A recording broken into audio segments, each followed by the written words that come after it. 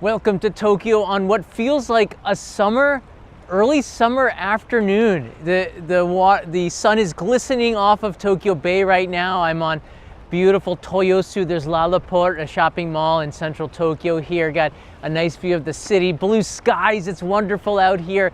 And I wanted to tell you about something I'm taking part in again. It's been 15 years. 15 years since the last time I did this.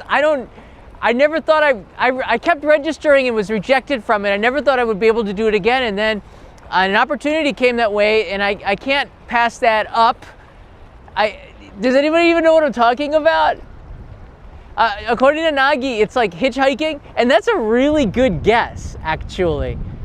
That is, but no, I did that last in 2017, and it was a huge success because I made it across the country with no incident. Well, none that was documented. By the way, you can get the Blu-ray of that if you're interested in the Only in Japan store.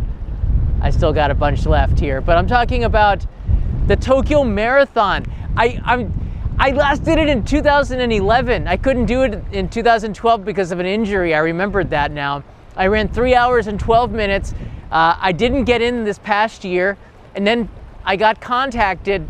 I'm not going to release by whom yet. We're still talking about this.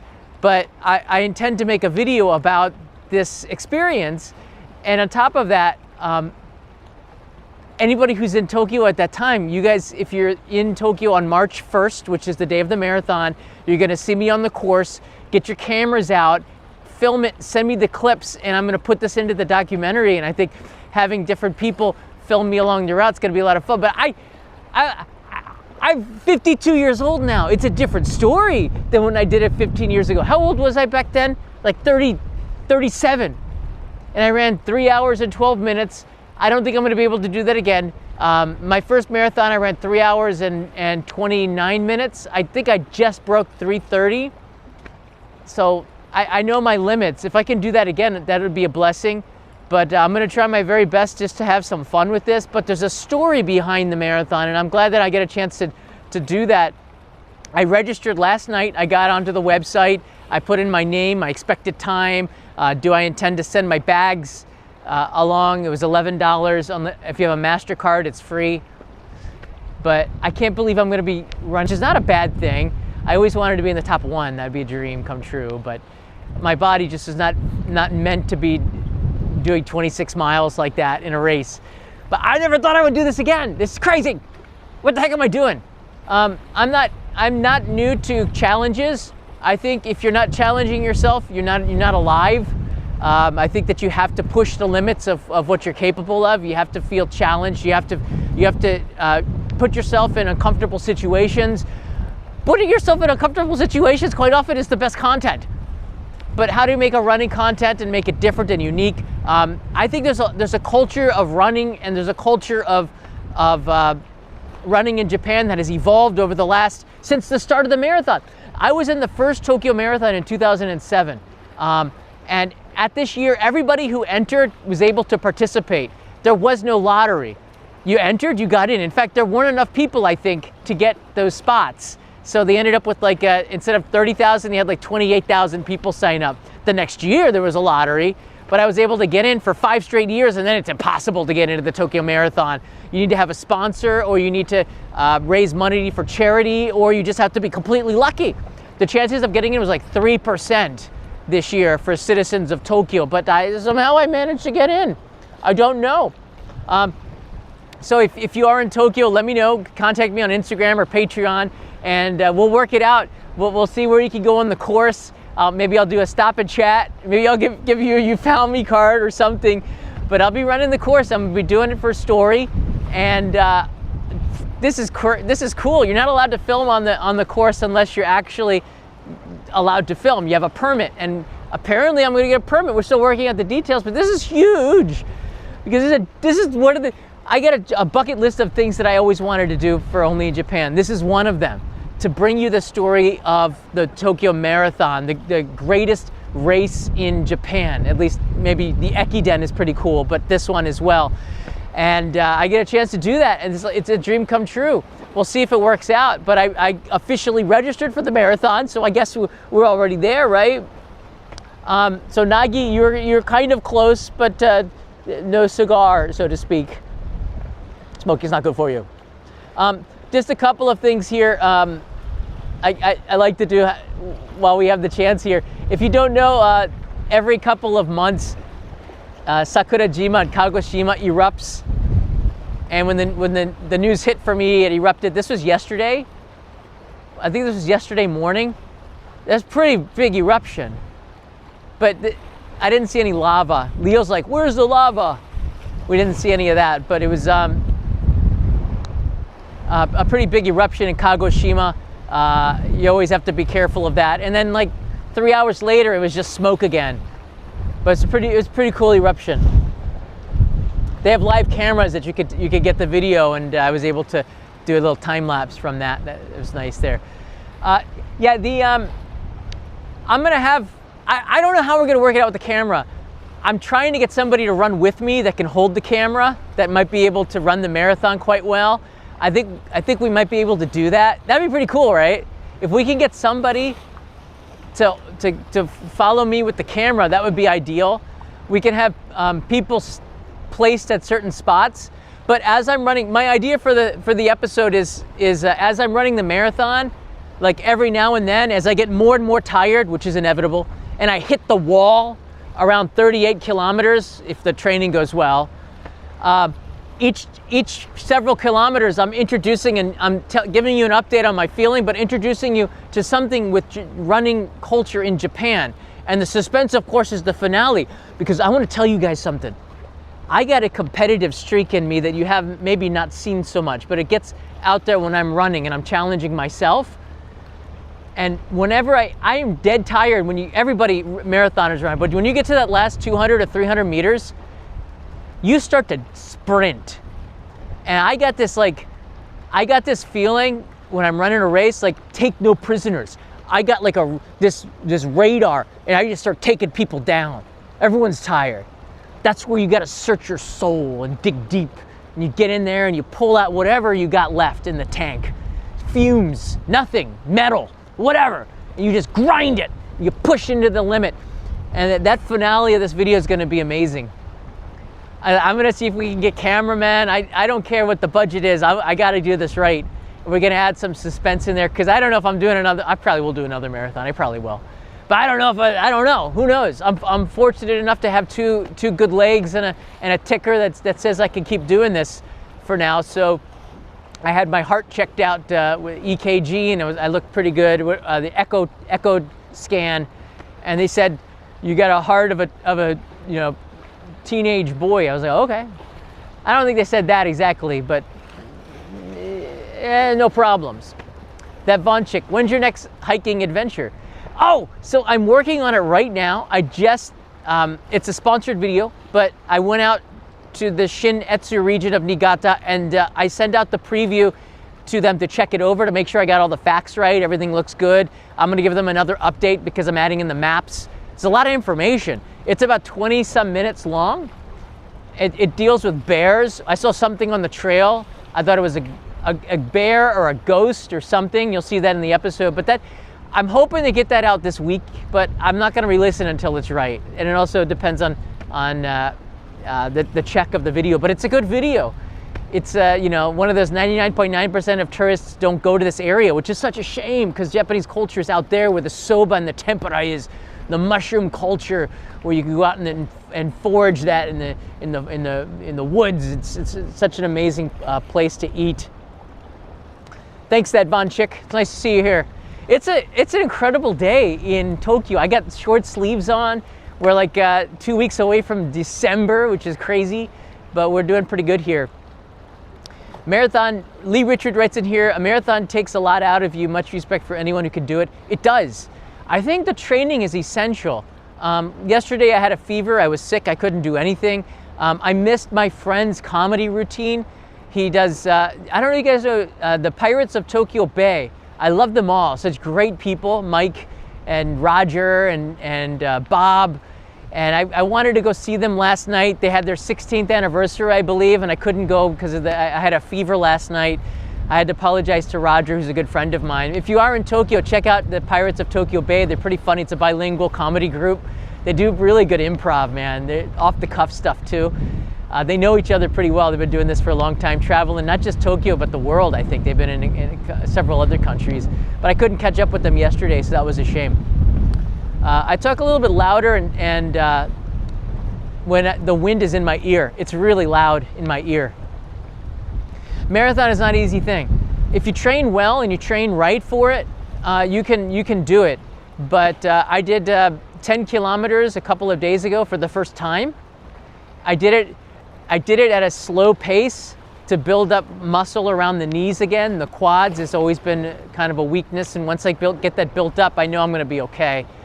I got a lot of good muscle memory in doing the marathon. I don't think it ever goes away. And in your mind, I think most of it is mental, but I've been able to complete 42.195 kilometers before. It really is freaking hard.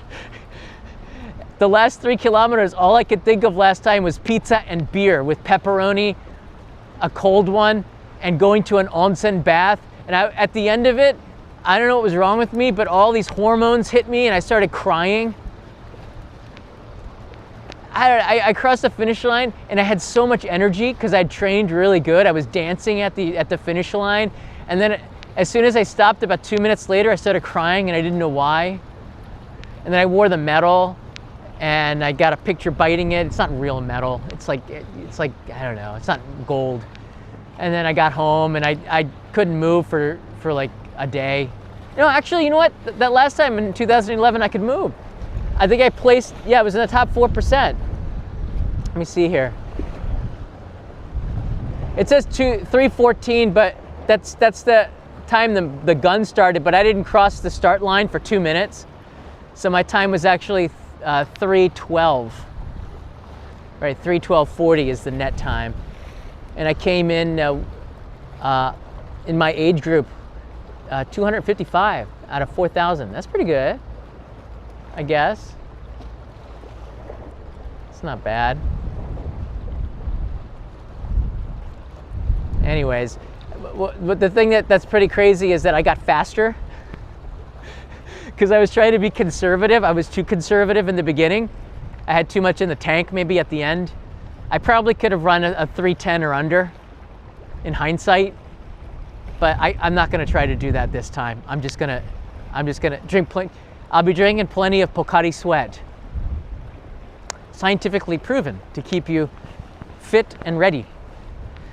But in this episode, it won't be just the marathon. I'll be introducing you to Japanese running culture, to the food that runners eat, Japanese diet, hot springs, how do you recover, and also, this is really cool, more and more visitors to Japan are coming here to run. I think that's great, like running vacations. If you have a purpose besides just eating, to come here to run, not just a marathon. In Japan, every single prefecture I think has a marathon now. Okayama Marathon, I think that ran recently, and Osaka Marathon, Kobe Marathon. All of the places have a marathon that you can enter and run in. It's really great. So if you have a marathon that you can run in and you can surround your vacation around that and an onsen visit to go soak in the hot springs afterwards or before, and then do some training here, maybe a few days before to get used to the time difference. I think the marathons usually start around 9 a.m. So if you're coming from the United States, that's probably when you're at your peak, because it's like 9 p.m. for New Yorkers. So you're kind of still awake then. And by the time you finish the marathon, it's like midnight or 1 a.m. So you're probably still okay with the jet lag. But it's nice to arrive a little early and train here in Japan a little bit, get some good food in and get over the jet lag. But more people are coming for vacation to run, and that's really cool. So I think that this is a really good episode to talk about running vacations in Japan. It's a beautiful day. Do you see that bridge behind me? That bridge, they just opened it up. Check it out. So this is used to be an old railway bridge, and they've been renovating it for about 3 years, and they finished it. You can see the railroad tracks are still on the bridge there, but they put in some glass bottoms so you can see underneath it. They did a great job with it. See the boats go underneath you. This is in Toyosu, not that far from Tokyo Station. It's about 2 stops from Ginza on the Yurakucho line, I believe. But the train used to go through here. It's really cool, right? Pink on 1, here's some food for your marathon. Oh, you better believe I'm gonna be eating that. I'm gonna need that for the marathon training. My diet's already started to, where you just need a heck of a lot of food. There's the bridge over there. It's a pretty little bridge. If you have any questions, you can leave them in the comments below. This is a live stream. I'm gonna need a lot of food. So you need a lot of food, you need a lot of energy. That is for sure. The postcards are out. This is the postcard for this month. Anyone who wants to support the channel, support my marathon diet now, thanks for that. We have a lot of viewers in Australia. Yeah, I'll send this to you right now. This is the hike that Vonchik was talking about. I hiked it and I got some drone shots in the autumn. It's beautiful out there.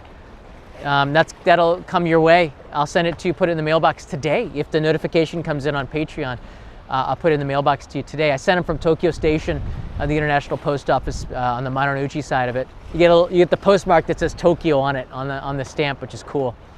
So it's always about the details.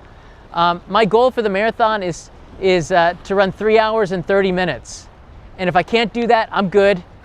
But if I don't do 3 hours and 30 minutes, I got to run it again. That's my promise to myself. I think, all right, this is a serious thing. Back in 2011, this marathon was right before the Tohoku earthquake and tsunami when I ran that marathon. And after I ran the marathon, the earthquake happened, I think it was about 10 or 12 days after. And it was a big one. Everything changed. So that marathon that I ran in, that was like normal everyday life, okay? After this, everything changed for years. And it takes me back to, running this marathon is taking me back to an era before I did YouTube. The marathon gave me purpose.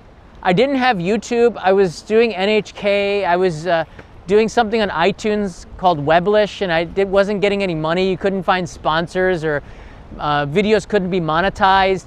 It was really hard going. I'd get jobs from Dentsu and some of the ad agencies for sponsor work, which I've been doing for years, but I didn't really have great income. I was living off of savings sometimes, teaching English, but my purpose was running that marathon back then. I think that having a purpose like running the marathon kept me regimented, and I think it saved my life in a way. You know, you need to have a job, a purpose, and when you have you're doing stuff for yourself, sometimes you can feel lost, especially when this is actually before smartphones really. The iPhone was out there, but we didn't really, a lot of people in Japan weren't using smartphones yet. The internet was still kind of, you know, it's not like what we have today where we're ultra connected now, but you really felt out there, right? You didn't, Japan was not a tourist attraction yet. I think it had like 1 million visitors compared to 40 million now. So back then I felt a lot more isolated, and the marathon gave me a lot of purpose because I had to be regimented. I had to do sprints and training. I had to go out there. I was in such great shape too. My body was in great shape.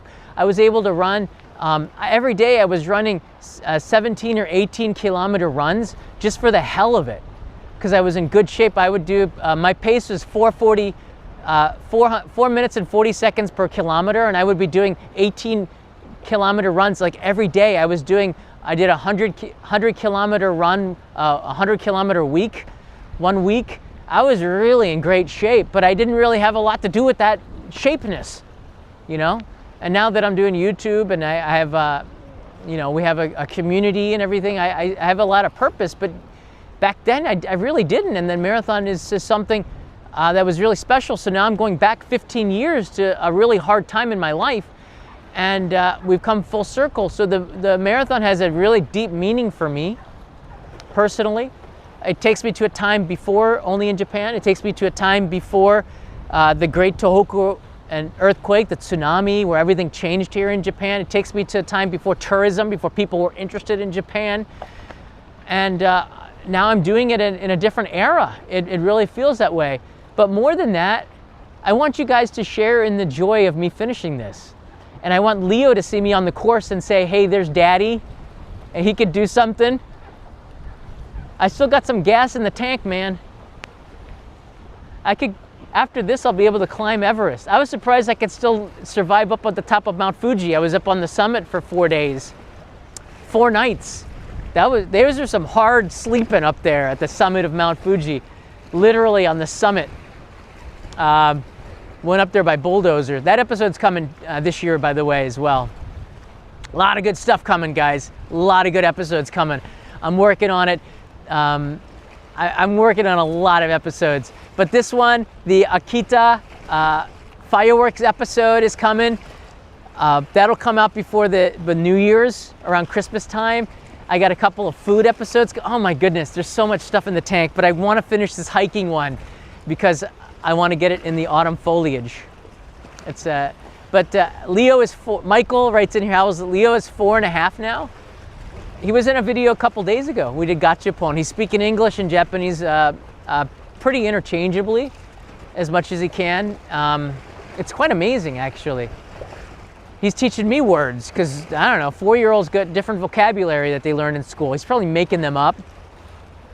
Right now he's in a cops and robbers phase where he's actually the criminal now. No, he was the criminal for a long time. Now he turned into the cop, so he's supporting the side of righteousness. However, I seem to be the criminal and I get locked up in the bathroom a lot.